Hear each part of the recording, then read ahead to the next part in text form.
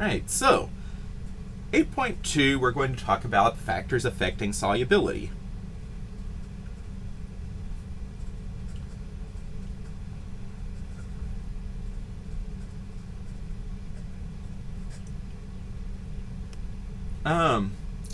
So, first of all, let me throw out a couple of additional terms. We're going to talk about saturated and unsaturated solutions.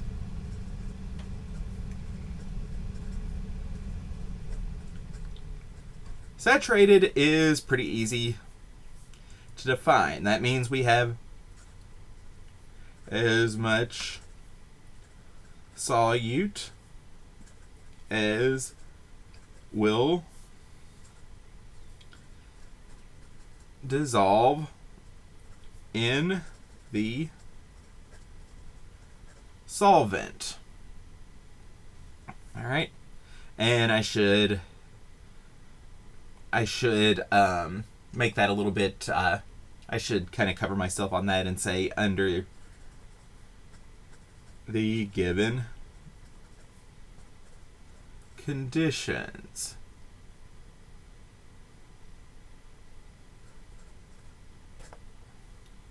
Unsaturated solution is basically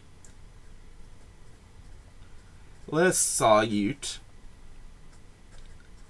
than can dissolve in solvent. All right. Now, oh, sorry, I need to scoot that up, I realize. All right. Now, to dig a little bit deeper into this, I put this sort of caveat on this of under the given conditions.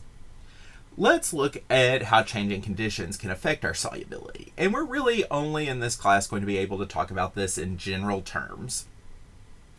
But first thing that we're going to look at is temperature.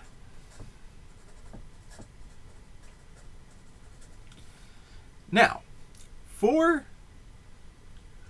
most solids dissolving in liquids, increasing the temperature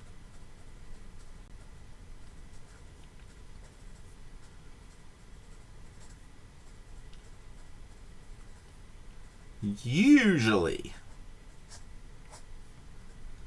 increases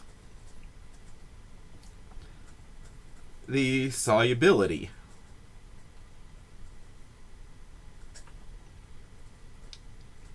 Now, usually,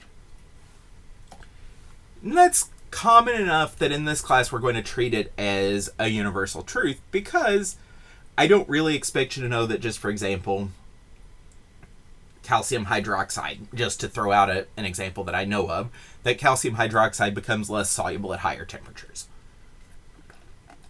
Beyond our class, so anytime you would have to consider this, you just need to know that it usually that we can treat this as an absolute, even though I want to stress that it's not an absolute. The example I always kind of like to give of this is sweet tea. All right, so if you're from the South like me, you know that, and if you've ever made sweet tea, you know that when you make it at home, you dissolve the sugar in it while it's still hot. Now, if you order it in a restaurant and they tell you, oh, sorry, we don't have sweet tea, but we have sugar on the table, that's not an answer that's going to work for you, because you'll never be able to dissolve enough sugar in it sitting at the table while it's cold to get it sweet enough for your liking, at least if you like it the way I grew up drinking sweet tea. But anyway, that's just kind of my go-to example for that. All right. Now, that's true for solids dissolving in liquids. Gases. So gases are less soluble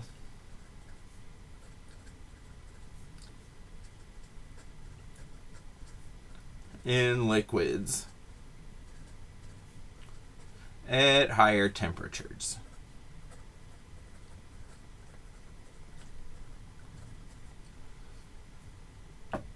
Okay, gases are less soluble. Now let's talk about pressure. Okay, Pressure is going to apply to gas in liquid solutions. And as we increase the pressure,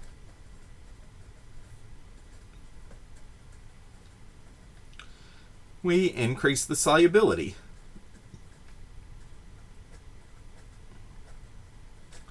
This is why when you have a soft drink in a can or a bottle, it fizzes when you open the bottle. It's under pressure in the bottle.